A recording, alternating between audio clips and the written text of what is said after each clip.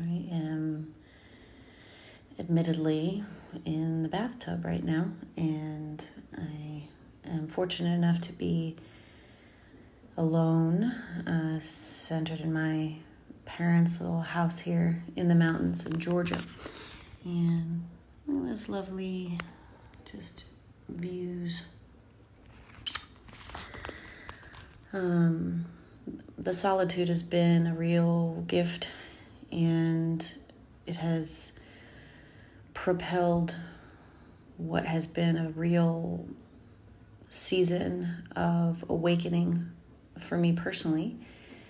And, I think that this challenging time that we're in has been an opportunity for us as human beings to get really real with ourselves and to pay attention to what is gnawing at us.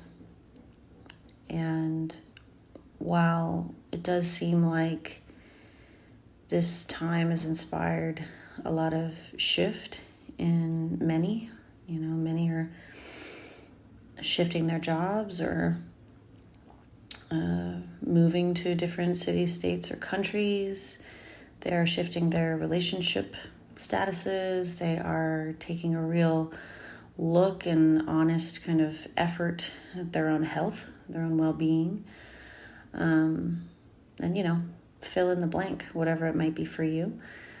And then there are loved ones around who might be sinking further into sleepwalking or into darkness because of the fear that arises when we dare to confront that gnawing, when we take time and space to be with ourselves and get comfortable in the discomfort of stillness.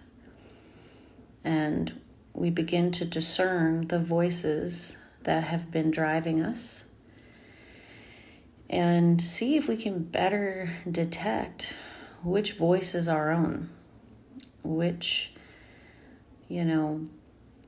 driving force is authentic in us, and which is perhaps the idea of another. And as a yoga therapist and mother,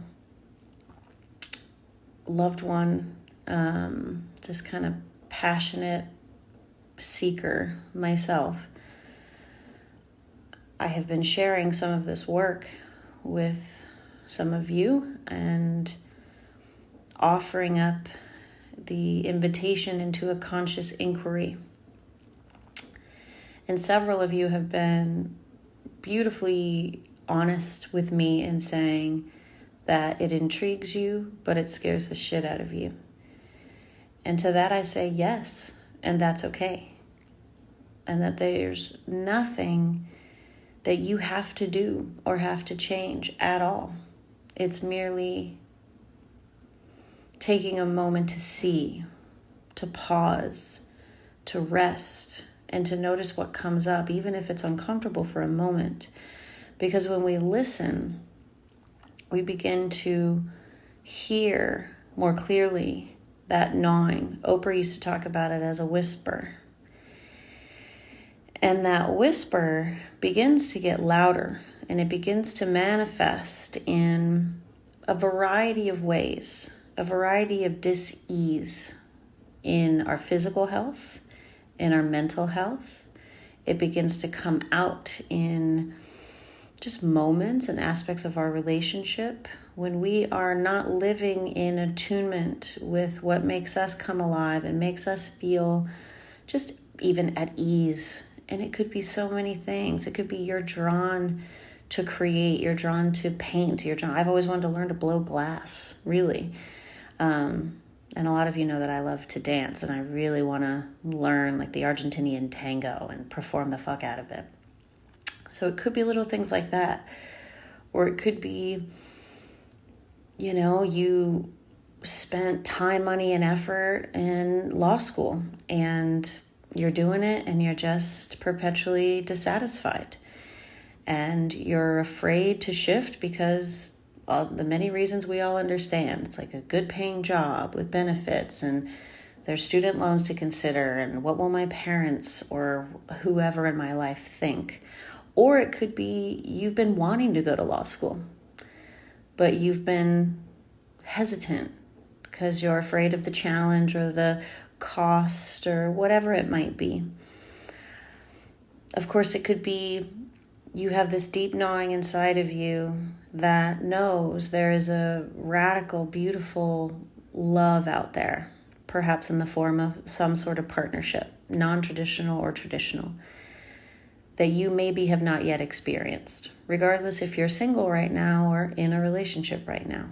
But there is a level of intimacy that you know you deserve, but you just haven't stepped out and been open to receiving it yet, because it is scary to be fully seen and to dare to love someone in that way, because what if they don't love us back? What if they break our hearts? What if, right?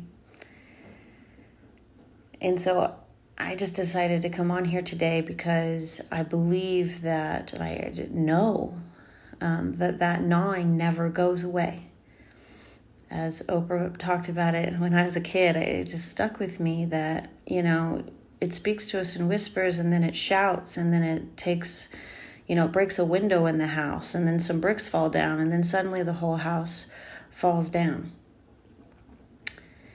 And there's really no reason for any of us to get to that point where the whole house has to fall down, or we have a heart attack, or, we end up living these resentful, secret, unhealthy lives because we're too afraid to live according to our own truth. Because it is scary at first. It's scary just acknowledging the truth, but it's also a celebration. So welcome both into your sphere. Celebrate that awareness. You don't have to do anything about it yet, and you don't have to know how you're going to get there. But just give yourself the gift of the inquiry, the space where no one else's voice is influencing you, and you're listening deep within, and knowing that I am kind of living for approval of my parents, or to placate perhaps an insecure partner, or some sort of cultural ideal that I grew up with without even really knowing that wasn't authentic to me. Like I said, some of these things could be small and some of these things could be big, and it's scary because we know that we have to say goodbye to who we were, and we have to accept that we perhaps were lying to ourselves and betraying ourselves for a little bit. But it is never too late to listen to yourself, and you can be kind and loving in that path forward. It doesn't suddenly mean you got to be an asshole. There might be people hurt along the way, but you up-leveling and growing into your true self and feeling at ease is a deep relief. The exhale you'll feel in your soul, even just admitting it, is incredible, truly incredible. And so you don't have to know how you're going to get there. You will just begin to live with a more organic understanding and trust, and just acknowledging it and recognizing those in your life who support it. And you don't have to hate or hurt those who don't get it yet. Love them from a distance. Give them a little less access to you. It might be uncomfortable for a little while, but it will be so worth it. And you will genuinely feel so much more at ease and so much healthier, truly, inside and out in the long run. Everyone in the world stands to benefit from each of us becoming more in tune with ourselves. Maybe we're a lawyer, but we really just want to be a butcher. And it's a beautiful, noble profession. Or maybe it's the opposite, right? It doesn't have to be something that is, has status, earns a lot of money, is impressive to anybody else. It is following that gnawing, that knowing. We are not here to live someone else's life. We are not here to make other people comfortable. to validate their existence or their idea of a good existence. We are here to live according to our truth, and that will make us more loving human beings. And that benefits us and everyone around us.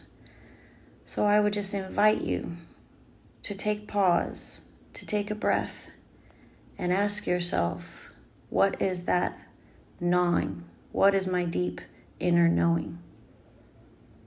And give yourself a moment to practice acknowledging that you're worth it. And yes, it's scary, but you can step past that and choose the celebration, the authenticity instead. I am here for you, okay? We can do this.